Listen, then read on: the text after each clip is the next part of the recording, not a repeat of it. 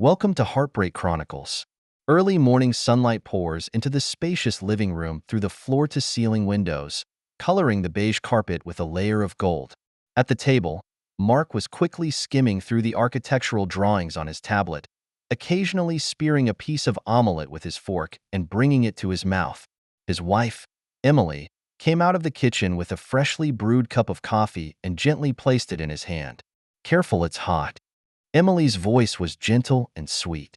She was wearing a light blue loungewear that outlined a pretty figure. Despite being 38 years old, the years seemed to favor her exceptionally, leaving only a few light laugh lines at the corners of her eyes, instead adding a bit of mature flavor. Mark smiled up at her with a hint of an apology in his gaze. "Sorry, honey. I have an important meeting today, and I need to catch up on going over the proposal again." "It's okay. Work is important." Emily sat down across from him, gently fiddling with the fruit salad on her plate, no emotion audible in her tone. 8-year-old Lily, wearing a pink nightgown and rubbing her sleepy eyes, ran down the stairs and swooped into Emily's arms like a little bird. "Good morning, Mommy." "Good morning, baby." Emily picked Lily up and kissed her on the forehead. "Come on in for breakfast. We have your favorite strawberries today." "Where's Daddy?" Lily turned her head in Emily's arms to look at Mark. "Daddy's going to work hard today, too." Mark put down his tablet and stroked Lily's head. "When Daddy's done with this project, he's going to take you and Mommy on a vacation to the beach, okay?" "Yeah." Lily cheered, then frowned. "But Daddy, you haven't played with me in a long time." A flicker of guilt flashed in Mark's eyes. Dad promises to do what he says he's going to do this time. The atmosphere seemed warm and harmonious as the family ate breakfast and chatted about light topics. However, underneath this calm surface, an imperceptible crack is quietly spreading. Mark is a little-known architect who runs his own architectural practice in the city. He is hardworking and talented, and is recognized as a young talent in the industry. Emily used to be an accomplished art curator, but after Lily was born, she chose to return to her family and become a full-time stay-at-home mom. In the past few years, Mark's career has been booming and he has been socializing more and more, going home less and less and spending less and less time at home. While Emily understands her husband's struggles, deep down she feels a tinge of loneliness and emptiness. She began to miss the old days at work, the feeling of being recognized and needed. After sending off Mark from work and Lily from school, Emily was left alone in the large house. She skillfully gathered the dishes and cleaned up, then sat on the couch and stared out the window. Such a life is as calm as a pool of stagnant water day after day. To pass the time, Emily began to pick up her brushes again, having studied painting in her youth and having some artistic skills. She also frequents major local galleries and art galleries in hopes of drawing some inspiration from them. Just recently, Emily met Jake at the opening of a group exhibition of works by emerging artists at the city's Center for Contemporary Art. Jake was a young artist, 3 years younger than Emily, tall, with slightly messy curly brown hair and an untamed gleam in his eye. His style is bold, avant-garde, and full of tension, giving a strong visual impact. Emily was mesmerized by Jake's work and took the initiative to come up and talk to him. The two chatted animatedly, from art to life, from philosophy to society, as if they had endless topics to talk about. Jake's witty banter, his unique insights and passion for art infected Emily deeply. "Your works are full of life. They feel like they are shouting, rebelling, questioning," Emily exclaimed heartily. Jake smiles slightly with a confident glint in his eye. "Art should be an expression of truth. It shouldn't be bound. It shouldn't be defined." At that moment, Emily felt like something deep inside her had been touched. It had been a long time since she'd met someone who understood and appreciated her as much as Jake did. After the opening ceremony, Jake offered to give Emily a ride home. In the car, Jake tells Emily about his upbringing and artistic journey, and his ups and downs and perseverance strike a chord of admiration and empathy with Emily. "Can I add your contact info? We can discuss art together later." As they parted, Jake looked at Emily with anticipation in his eyes. Emily hesitated, but eventually nodded. She told herself it was just out of a shared love of art and nothing more. However, from that day on, Emily's life began to change subtly. Her contact with Jake grew more frequent as they went to exhibitions, chatted in cafes, and strolled the streets of the city together. Jake took her to places she'd never been before and saw sights she'd never seen before. With Jake, Emily felt more relaxed and happy than ever. It was as if she was young again, full of passion and energy. Mark, on the other hand, is becoming more and more like a symbol of a husband who leaves early in the morning and comes home late at night, exhausted. "I'm working late tonight, so I won't be back for dinner," Mark called Emily with exhaustion in his voice. "Okay," Emily replied faintly, hanging up the phone. She looked at the time on her cell phone, 7 p.m., half an hour before her appointment with Jake. During this time, Emily and Jake's relationship heated up quickly. They see each other weekly, go to the movies together, go to concerts, and even go hiking in the countryside. To cover her tracks, Emily begins to weave all sorts of lies. She told Mark that she had enrolled in an oil painting class and that she would go to the class a few times a week. She also told Mark that she and a few of her friends had made an appointment to go shopping and do SBA together. She even used Lily as an excuse to say that the school had organized a parent-child activity and that she was going to accompany Lily to attend it. Mark, despite his busy schedule, was not completely unaware of Emily's changes. He noticed that Emily had been going out a lot lately, and she would dress up carefully every time she went out. He noticed that Emily's cell phone was always ringing, but she seldom answered the phone in front of him, and he also noticed that Emily would sometimes be inexplicably dumbfounded, and her face wore an expression of tenderness that he had never seen before. A few times, Mark asked tentatively what Emily had been up to lately, and Emily brushed it off. Mark chose to trust Emily despite the doubts in his mind. He felt that he should give Emily more space and trust. After all, she had given so much to the family. However, Mark's trust is not rewarded with Emily's candor. Instead, Emily sinks deeper and deeper into a quagmire of lies. She becomes more and more addicted to her time with Jake, and she even begins to fantasize about starting a new life with him. The unease in Mark's mind grew stronger. He begins to watch Emily's every move, trying to pick up on some of the clues. One night, Mark finishes work early and returns home only to find Emily gone.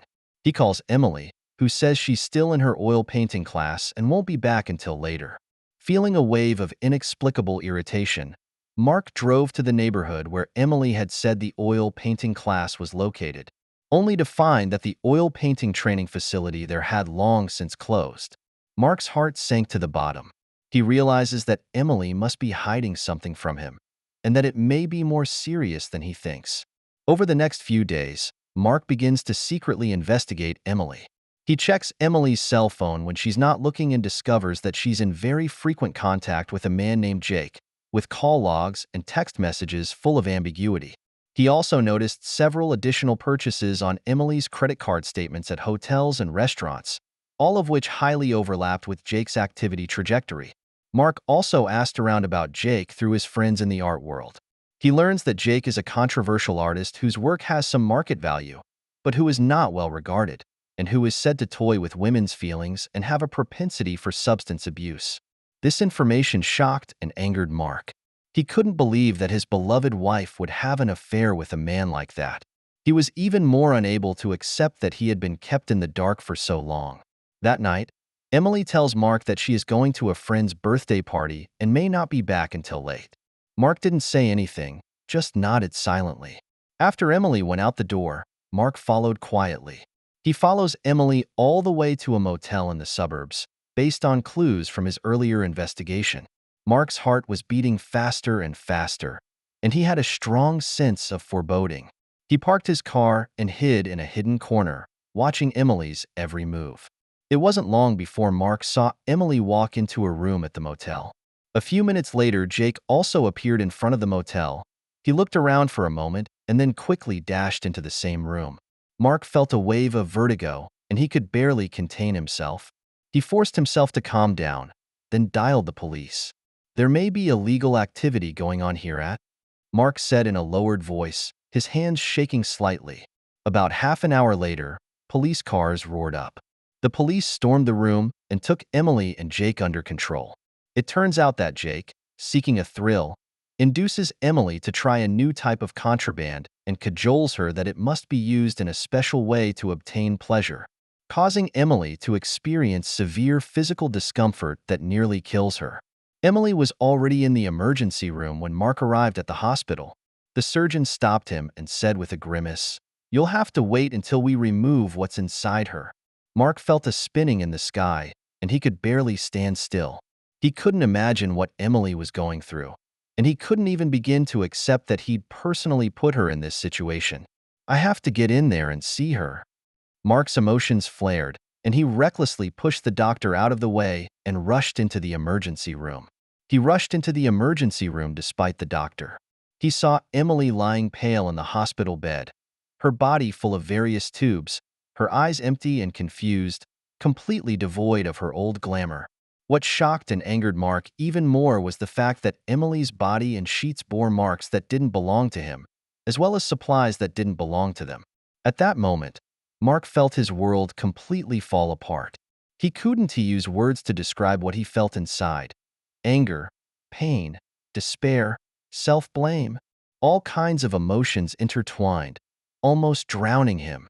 He finally knew that his marriage to Emily had come to an end. It was the next morning when Emily awoke from her coma. She opened her eyes and saw the characteristic white ceiling of the hospital and smelled the pungent odor of antiseptic water. She felt a wave of weakness and dizziness, and the pain in her body made her groan. Mark was sitting in a chair right next to the hospital bed. He looked very tired. His eyes were bloodshot, and he had a beard that looked like he had aged years. When he saw Emily wake up, he immediately stood up and asked with concern, "How are you feeling?" Emily looked at Mark, her eyes a little confused. She tried to remember the events of last night, the fragments of memories coming to her like a tidal wave, sending a wave of fear and shame through her. She remembers Jake, remembers the craziness and the horrible things that happened to her body. "Where am I?" "This?" Emily's voice was hoarse and weak. "At the hospital." Mark's voice was low and calm.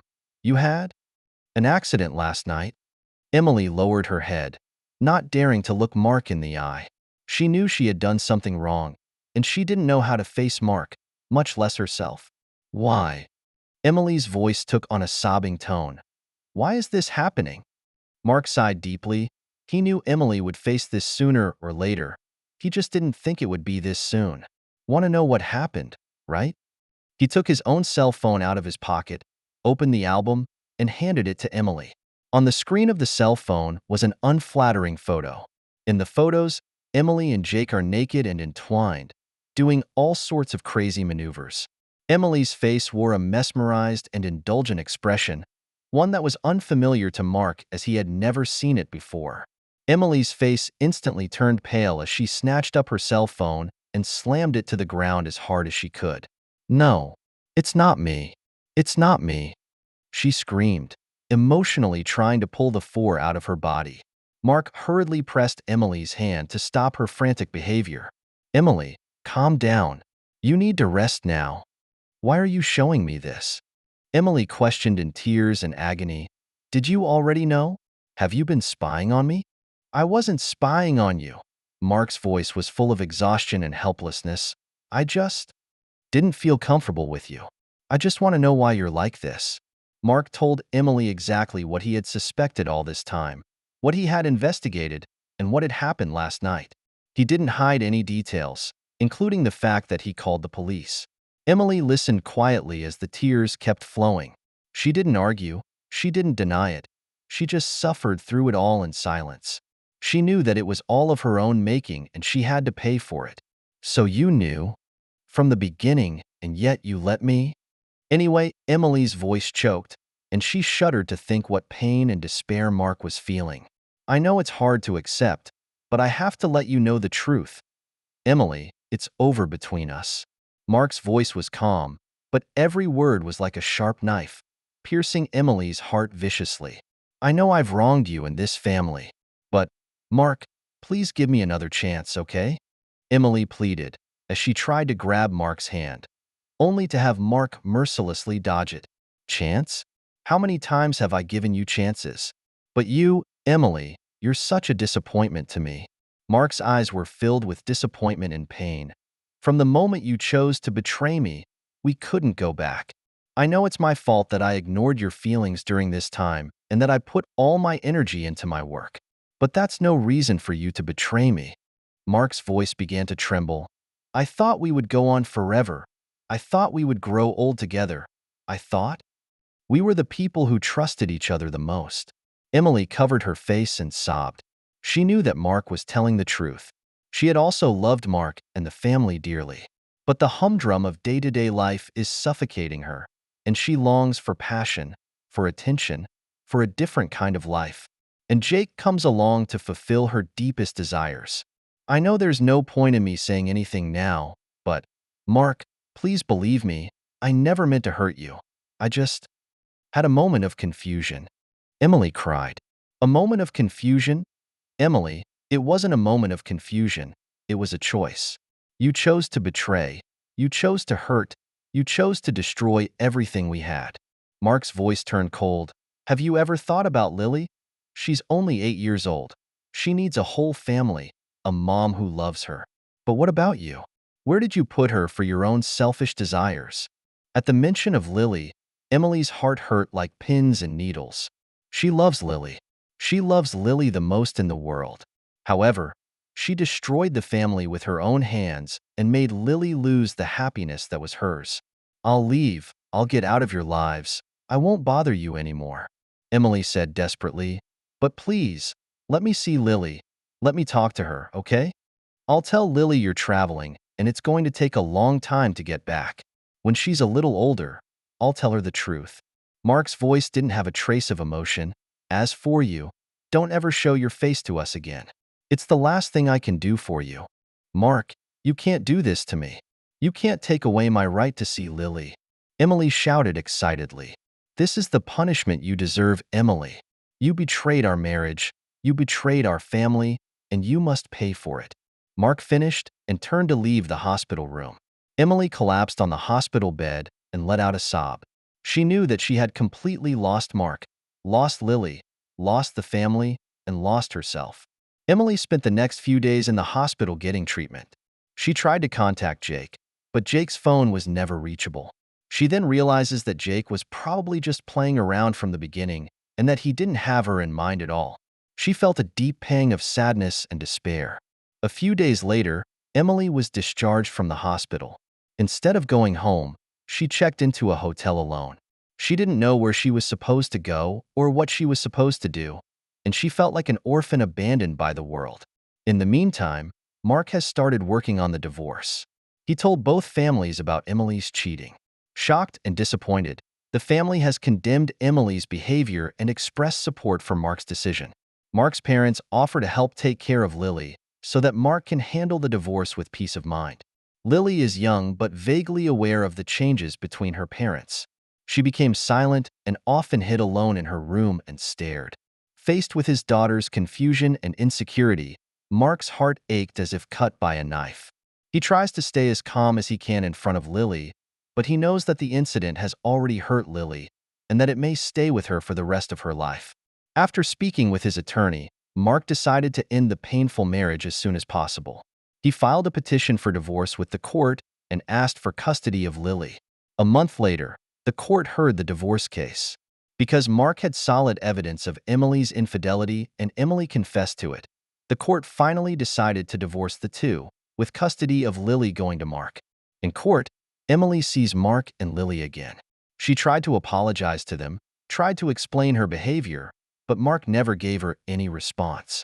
Lily didn't jump into her arms like she usually did either, but looked at her with a strange, if not a little frightened look in her eyes. Emily's heart is completely broken. She knew that she had lost the family forever, and the two most important people in her life forever. Walking out of the courthouse, Emily felt a wave of bewilderment. She didn't know where she was going or how she was going to face the future. Everything she had ever had was reduced to nothing in this moment, and it was all of her own making. She once thought she was pursuing freedom and passion, but in the end, she realizes that it's what she's lost that's most valuable. She walked aimlessly through the streets, tears blurring her vision. She remembered the good times she had had with Mark, the joy of Lily's birth, and the family's laughter together. All that happiness that had once been there was now a sharp knife, lancing her heart one by one. She remembered the vows she had once made to Mark, the future she had once envisioned, and the way she had once defined happiness. And now it's all a joke. She destroyed her happiness and buried her future with her own hands. Emily walked and unknowingly came to the same cafe where she and Jake used to go on dates. She walked into the cafe, found a seat by the window, and ordered the same cup of coffee as before. She looked out the window at the streets where people were coming and going and her thoughts were racing. She remembered the sweet words Jake had once spoken to her, the bright future Jake had once painted for her, the passion and joy Jake had once brought her. And now it's all bursting like a bubble. Jake disappeared, leaving her with nothing but endless pain and regret. She finally realizes that Jake never loved her. He just saw her as a prey, a plaything to be discarded at any time. Emily closed her eyes and let the tears flow freely. She felt her heart was dead. She felt her life was completely ruined. She didn't know what courage she had left to live. She didn't know what reason she had to face the future. She just sat there silently, like a statue, lost her soul, lost her hope, and left with an empty shell. After his divorce, Mark devoted all his energy and time to his work and caring for his daughter Lily. He knows that the experience has taken a toll on Lily and is paying extra attention to her mental health. He picks Lily up and drops her off at school on time every day, does her homework with her, reads her stories, and takes her to parks, museums, or the countryside on weekends. He hopes that through his efforts, he can make up for Lily's lack of motherly love and let her grow up healthy and happy. Despite Mark's strong and optimistic demeanor in front of his family and friends, he still feels a pang of loneliness and pain every time it's late at night.